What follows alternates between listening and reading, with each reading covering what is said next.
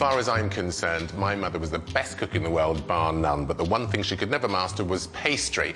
Lucky enough for her, I excelled in it, but she always used to make cheese straws. For Christmas, I make them into stars. So, in my mixing bowl here, I've got some butter and flour, and I've turned them into breadcrumbs, just like that.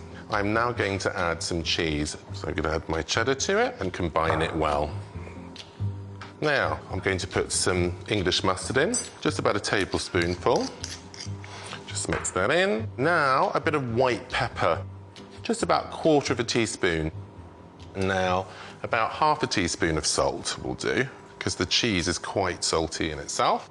Now, I've got a chilli here, I finely chopped, and then, of course, some pepper sauce.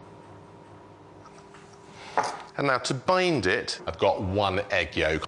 And now it's time to get your hands dirty. It's the best way to combine anything, in my opinion. So just go in with your hands.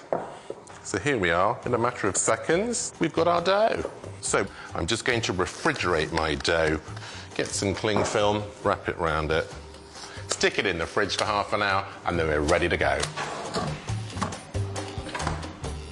I've preheated my oven to 180, and now I'm ready to roll out my dough. It's nice and cool, so it's going to be a lot easier to work with. And I tell you, it's going to be lovely. So here we are. So just roll it out. Okay. We don't need it to be too thick. About 1/8 of an inch will do. There we are. Now, so here's my little pastry cutter, the little star of Texas. Just take them out like so. Just lay it on the baking tray. My mother always used to send our relatives off with some of her homemade pepper sauce and some of her cheese straws. And that, to me, is what Christmas is all about. Overeating, and then atoning for it for the rest of the year. Now, I want these to be really golden. So I've beaten 2 egg yolks here, and I'm just going to brush them very generously all over. I'm going to give it a lovely glossy sheen. Okay.